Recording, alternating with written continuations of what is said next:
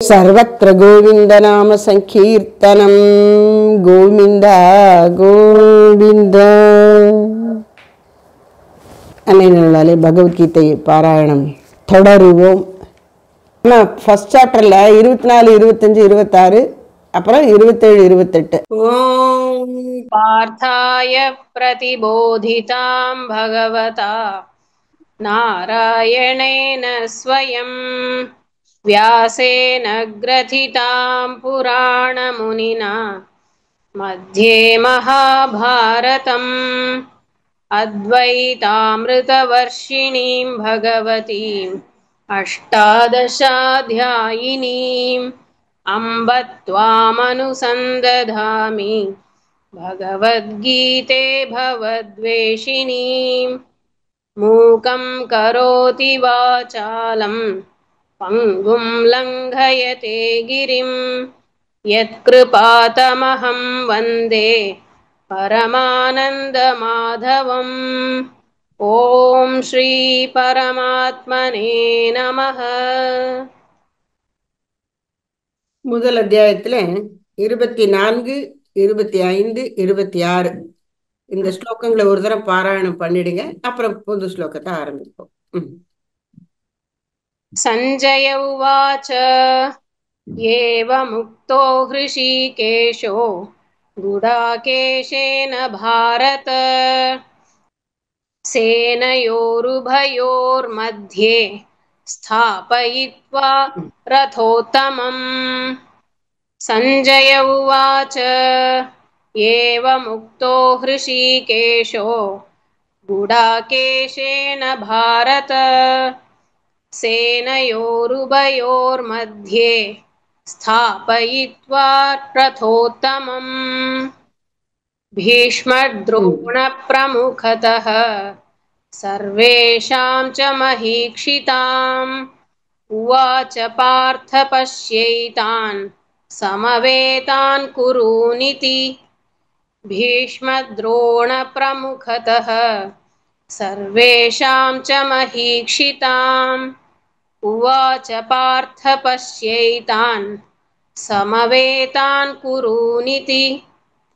तत्र पश्यत् स्थितान् पार्थः पितॄनथ पितामहान् आचार्यान् मातुलान् भ्रातॄन् पुत्रान् पौत्रान् सखींस्तथा तथा.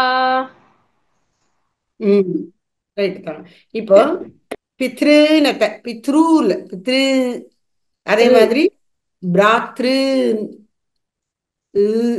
ஊல் சொல்லவாம்பா. तत्र पश्यत् स्थितान् पार्थः पितॄनथ पितामहान् आचार्यान् मातुलान् भ्रातॄन् पुत्रान् पौत्रान् सखींस्तथा. तत्र पश्यत् स्थितान् पार्थः पितॄनथ पितामहान् आचार्यान् मातुलान् भ्रातॄन् पुत्रान् पौत्रान् सखींस्तथा. சரி, 27வது ஸ்லோகம். श्वशुरान् सुहृदश्चैव श्वशुरान् सुहृदश्चैव श्वशुरान् सुहृदश्चैव श्वशुरान् सुहृदश्चैव सेनयोरुभयोरपि सेनयोरुभयोरपि सेनयोरुभयोरपि श्वशुरान् सुहृदश्चैव सेनयोरुभयोरपि श्वशुरान् सुहृदश्चैव सेनयोरुभयोरपि श्वशुरान् सुहृदश्चैव सेनयोरुभयोरपि. तान् समीक्ष्य स कौन्तेयः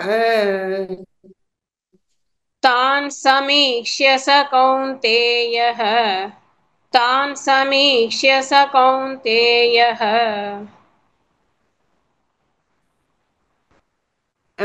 டிஸ்டர்பன்ஸா இருக்கு, திரும்ப சொல்லுங்க. तान् ஆ, समीक्ष्य स कौन्तेयः तान् समीक्ष्य स कौन्तेयः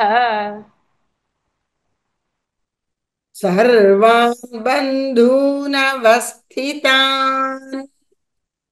सर्वान् बन्धूनवस्थितान् सर्वान् बन्धूनवस्थितान् तान् समीक्ष्य स कौन्तेयः सर्वान् बन्धूनवस्थितान् तान् समीक्ष्य स कौन्तेयः सर्वान् बन्धूनवस्थितान् तान् समीक्ष्य स कौन्तेयः सर्वान् बन्धूनवस्थितान् श्वशुरान् सुहृदश्चैव सेनयोरुभयोरपि तान् समीक्ष्य स कौन्तेयः सर्वान् बन्धूनवस्थितान् श्वशुरान् सुहृदश्चैव सेनयोरुभयोरपि तान् समीक्ष्य स कौन्तेयः सर्वान् बन्धूनवस्थितान्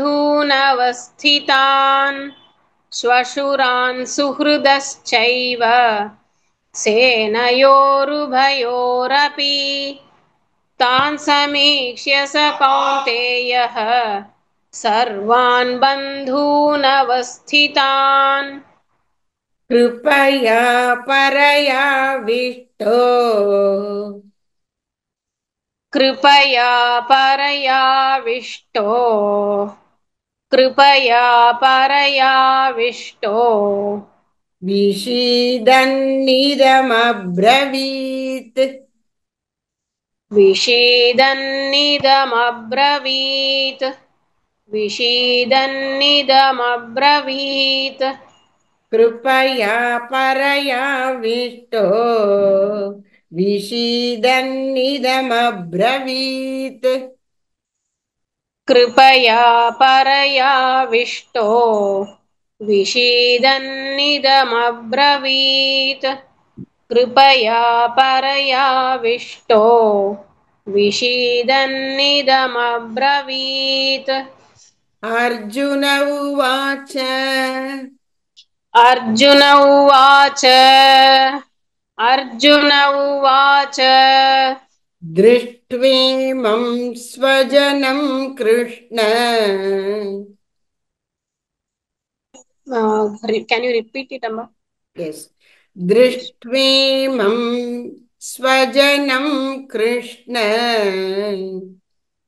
दृष्ट्वेमं स्वजनं कृष्ण दृष्ट्वेमं स्वजनं कृष्ण युयुत्सुं समुपस्थितम् युयुत्सुं समुपस्थितम् युयुत्सुं समुपस्थितम् दृष्ट्वेमं स्वजनं कृष्ण युयुत्सुं समुपस्थितम् दृष्ट्वेमं स्वजनं कृष्ण युयुत्सुं समुपस्थितम् दृष्ट्वेमं स्वजनं कृष्ण युयुत्सुं समुपस्थितम् முழு ஸ்லோகமும் சொல்றேன். கிருபயா பரயாவிஷ்டோ विषीदन्निदमब्रवीत् अर्जुन उवाच दृष्ट्वेमं स्वजनं कृष्ण युयुत्सुं समुपस्थितम् कृपया परयाविष्टो विषीदन्निदमब्रवीत् दृष्ट्वेमं स्वजनं कृष्ण अर्जुन उवाच कृपया परयाविष्टो विषीदन्निदमब्रवीत् अर्जुन उवाच दृष्ट्वेमं स्वजनं कृष्ण युयुत्सुं समुपस्थितम् कृपया परयाविष्टो विषीदन्निदमब्रवीत् अर्जुन उवाच दृष्ट्वेमं स्वजनं कृष्ण युयुत्सुं समुपस्थितम् அப்ப ரெண்டு ஸ்லோகம் சேர்த்து சொல்லுங்க. ஸ்வசுரான் கிருபயா. श्वशुरान् सुहृदश्चैव सेनयोरुभयोरपि तान् समीक्ष्य स कौन्तेयः सर्वान् बन्धूनवस्थितान् कृपया परयाविष्टो विषीदन्निदमब्रवीत् अर्जुन उवाच दृष्ट्वेमं स्वजनं कृष्ण युयुत्सुं समुपस्थितम् ஹரி ஓம் தத்சத். श्रीकृष्णाय கிருஷ்ணாய பரபிரம்மணே நமः. கிருஷ்ணார்ப்பணமஸ்து. श्रीकृष्णाय परब्रह्मणे नमः कृष्णार्पणमस्तु